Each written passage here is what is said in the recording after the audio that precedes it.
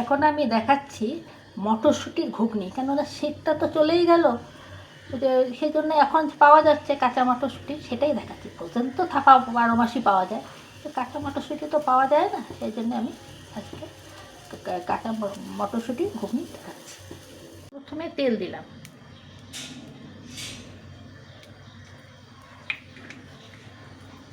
প্রথমে আলুগুলো ভাজতে দিচ্ছি।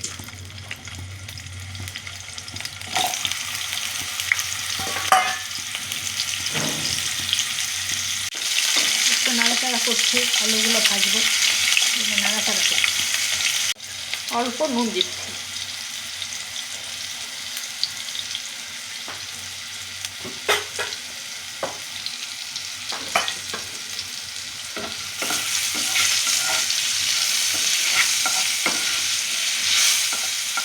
ভাজা হয়ে গেছে, আমি এবার তুলে নিচ্ছি। এবার তুলে নিয়ে আমি পেঁয়াজ আর রসুনটা একটু ভেজে নেব।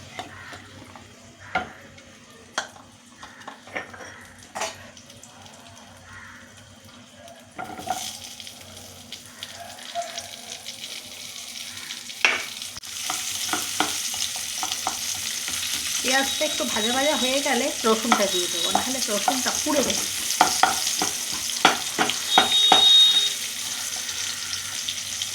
শুকনো লঙ্কাটা একটু ফাটিয়ে দিলাম।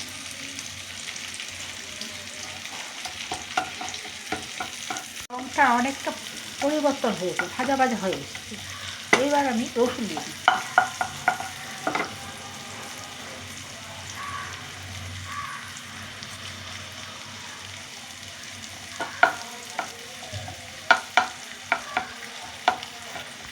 এবার টমেটোটা দিয়ে দিলাম, টমেটোটা সেদ্ধ হতে টাইম লাগে দিতে।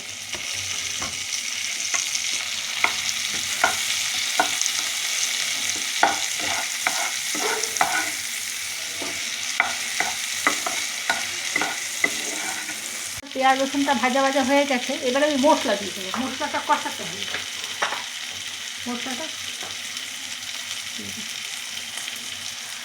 আদা বাটা, জিরে বাটা, ধনে বাটা সব শিলনোড়ে বেটে দিয়েছি, আপনারা মিক্সিতেও করতে পারেন।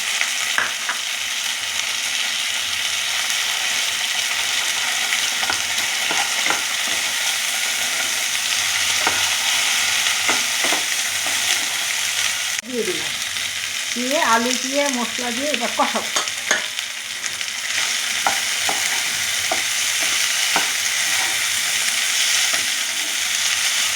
এটা আমার হয়ে গেছে, এখন আলুটাও একটু সেদ্ধ হয়ে গেছে, কষানো হয়ে গেছে। এবার মটরশুঁটিটা দিয়ে দেবো।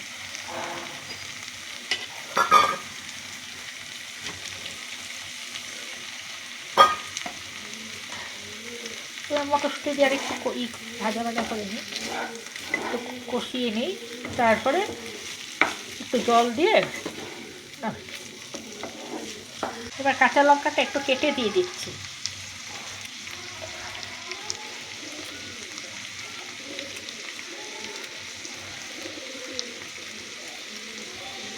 মটরশুঁটিটা দেওয়ার পরে আমার তেলটা বেরিয়ে গেছে, তো মানে মটরশুঁটিটা কষানো হয়ে গেছে। এবার একটু জল দিয়ে দেবো, বেশি না, অল্প দেবো।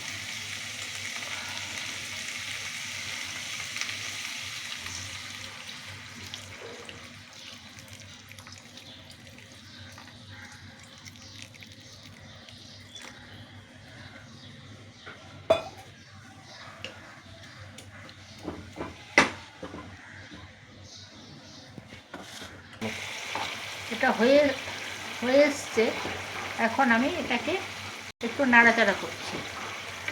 এটা হয়ে এসছে, আর বেশিক্ষণ হবে না। এবার একটু গোলমরিচ দেবো, একটু মাখন দেবো, একটু ধনেপাতা দেবো, সব দিয়ে আপনাদের দেখাচ্ছি। এই দেখুন, আমি একটু গোলমরিচও দিচ্ছি। মটরশুঁটিতে মাখন আর গোলমরিচটা ভীষণ ভালো লাগে খেতে।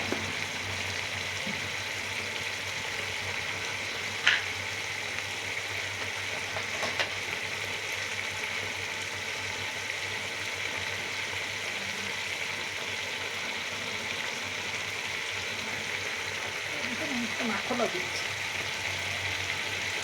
একটু মাখনও দিলাম, ভালো লাগে। মটরশুঁটিতে মাখন গোলমরিচ খেতে খুব ভালো লাগে। এবার একটু ধনেপাতা দিয়ে দিচ্ছি।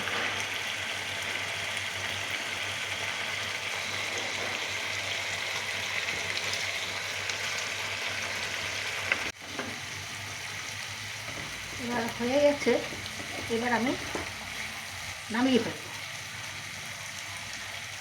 এই যে আমার মটরশুঁটির ঘুগনিটা হয়ে গেছে। আপনাদের যদি রান্নাটা ভালো লাগে আপনারা একটা লাইক এবং শেয়ার করে দেবেন।